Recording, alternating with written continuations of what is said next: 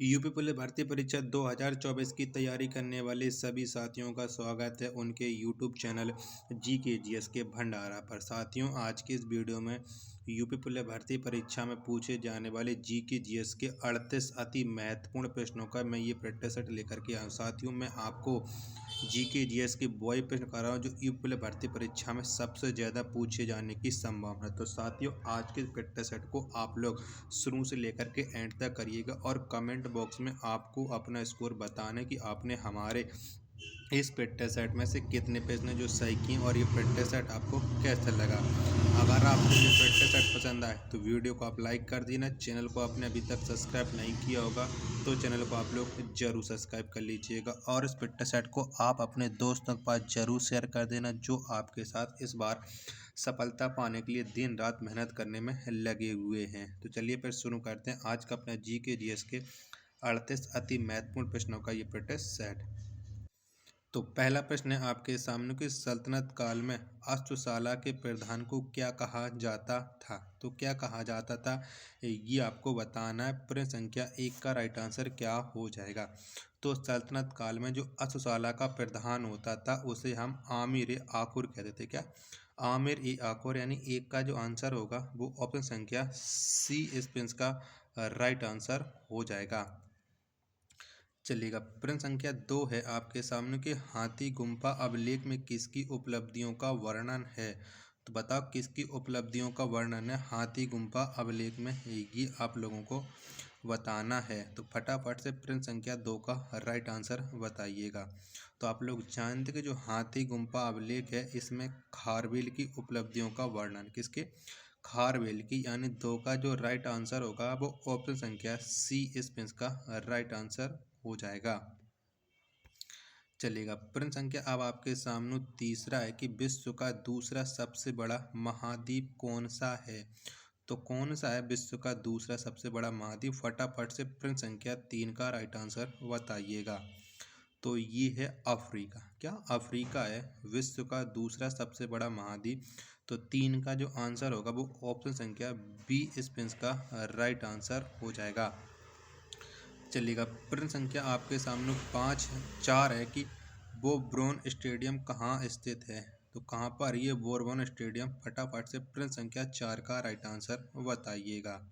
तो आप लोग जानते हैं कि ये जो स्थित है मुंबई में है। कहाँ पर है, मुंबई में है। तो 4 का राइट आंसर हो जाएगा ऑप्शन संख्या सी इस प्रश्न का राइट आंसर हो जाएगा। क्या हो जाएगा, 4 का सी हो जाएगा।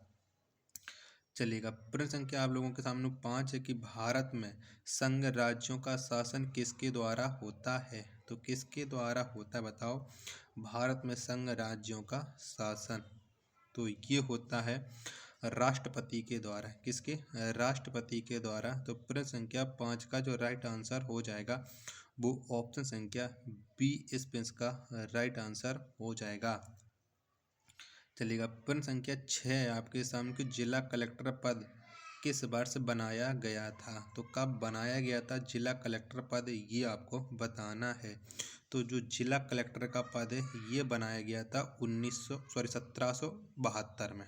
कब, 1772 में जिला कलेक्टर का पद बनाया गया था। तो 6 का आंसर ऑप्शन संख्या सी इस प्रश्न का राइट आंसर हो जाएगा। चलिएगा, प्रश्न संख्या 7 है आपके सामने कि वन विज्ञान एवं तकनीकी संस्थान कहाँ पर स्थित है। तो कहाँ पर है बताओ। प्रश्न संख्या 7 का राइट आंसर क्या हो जाएगा। तो वन विज्ञान एवं तकनीकी संस्थान ये स्थित है बेंगलुरु में। कहाँ पर है, बेंगलुरु में है। यानी 7 का जो आंसर होगा वो ऑप्शन संख्या ए इस प्रश्न का राइट आंसर हो जाएगा। चलिएगा, प्रश्न संख्या अब 8 है आपके सामने कि भारत की वित्तीय राजधानी किस शहर को कहा जाता है। तो कौन से शहर को हम कहते हैं भारत की वित्तीय राजधानी। तो भारत की वित्तीय जो राजधानी कहते हैं मुंबई शहर को। किसे, मुंबई को। 8 का आंसर ऑप्शन संख्या ई इस प्रश्न का राइट आंसर हो जाएगा। चलिएगा, प्रश्न संख्या अब आपके सामने 9 है कि केंद्रीय असेंबली में बम फेंकने में भगत सिंह का साथी कौन था। तो किसने साथ दिया था भगत सिंह का जब उन्होंने केंद्रीय असेंबली में बम फेंका था। तो ये साथ दिया था बटुकेश्वर दत्त ने। तो 9 का आंसर ऑप्शन संख्या सी स्पेंस का राइट आंसर हो जाएगा।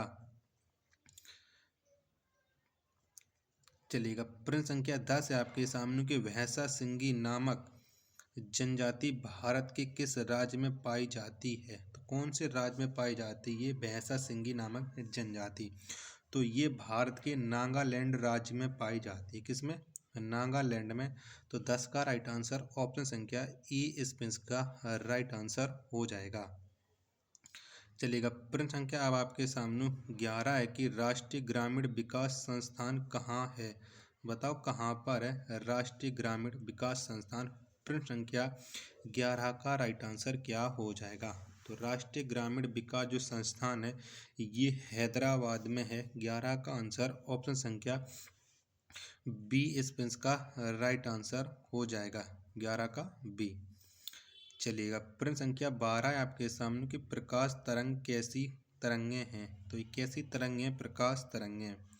तो ये हैं अनुप्रस्थ तरंग। कैसी हैं? अनुप्रस्थ हैं। तो 12 का जो आंसर होगा वो ऑप्शन संख्या ई स्पेंस का राइट आंसर हो जाएगा। चलिएगा, अब आपके सामने में प्रश्न संख्या 13 है कि वैद्युत अपघटन संबंधी नियम को किसने प्रतिपादित किया था?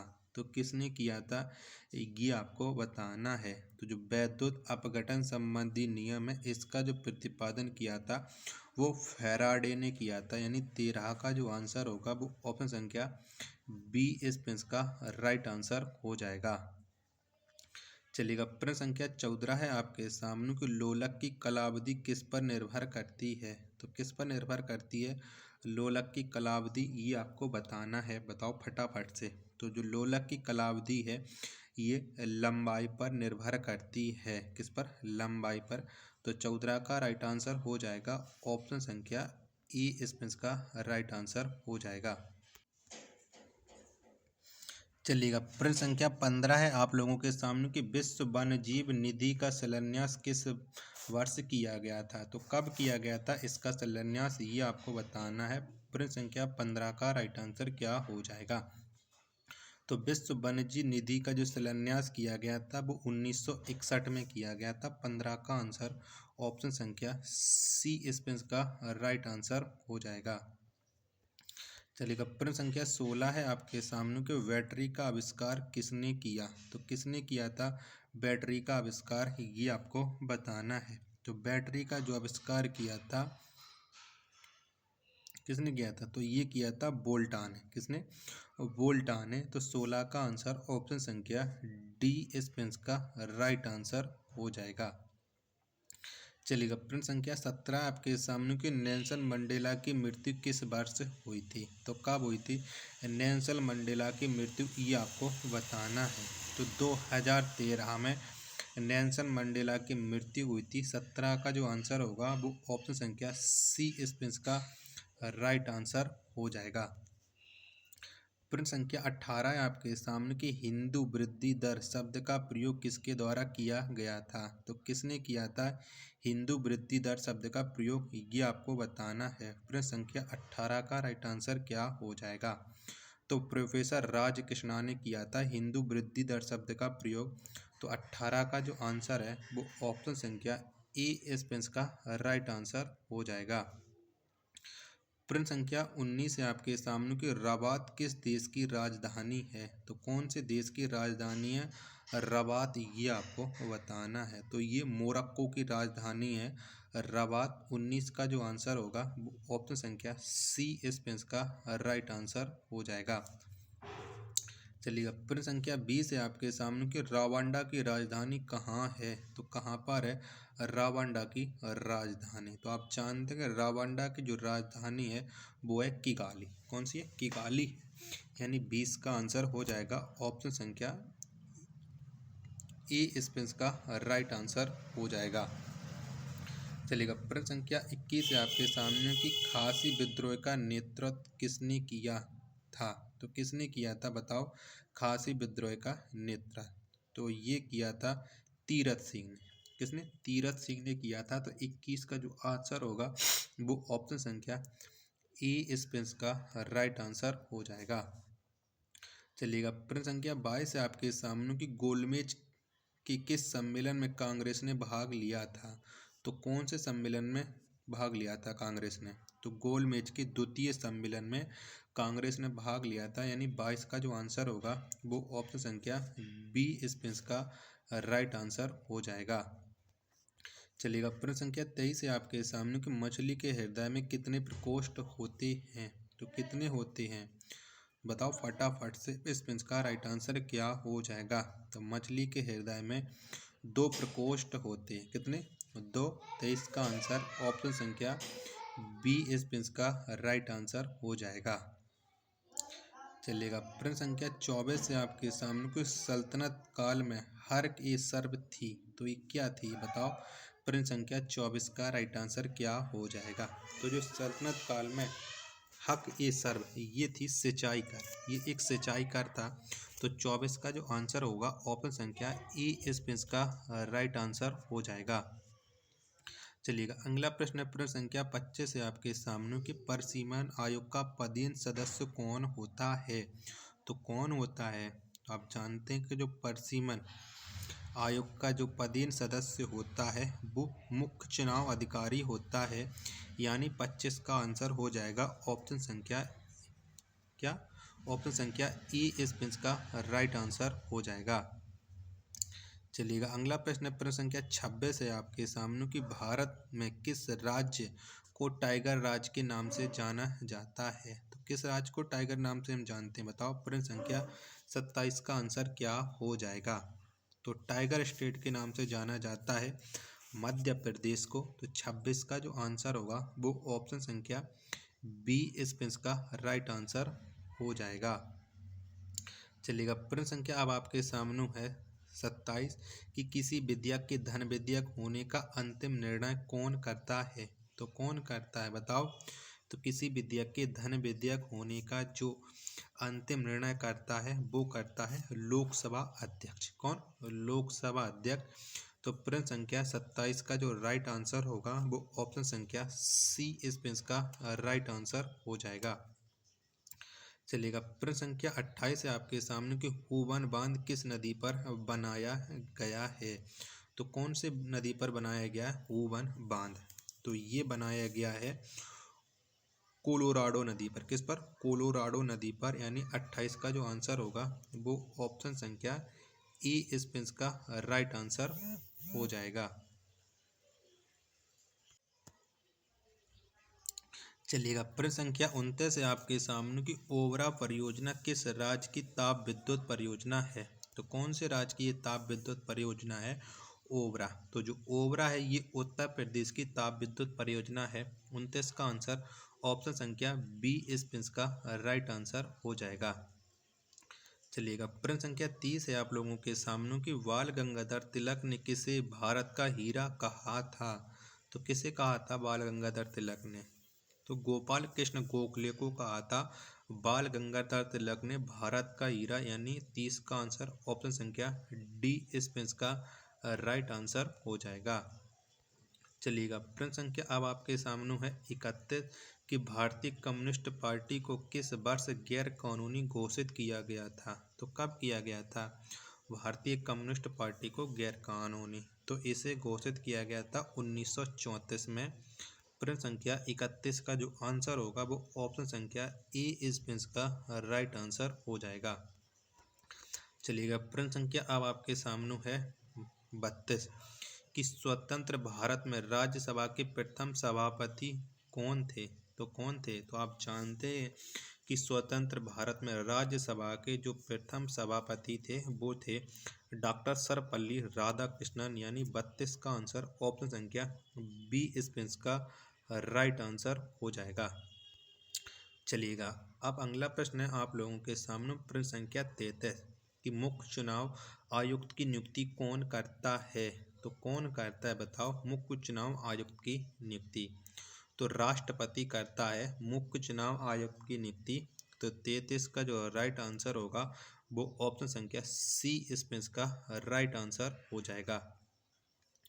चलिएगा, अगला प्रश्न है आपके सामने कि भारतीय सर्वेक्षण विभाग का मुख्यालय कहाँ है? तो कहाँ पर है भारतीय सर्वेक्षण विभाग का मुख्यालय? तो ये है देहरादून में। कहाँ? देहरादून में है भारतीय सर्वेक्षण विभाग का मुख्यालय। यानी 34 का जो आंसर होगा वो ऑप्शन संख्या ए इसका राइट आंसर हो जाएगा। चलिएगा, प्रश्न संख्या 35 है आपके सामने कि रोमांस विद लाइफ पुस्तक के लेखक कौन हैं? तो बताओ इसके लेखक कौन हो जाएंगे?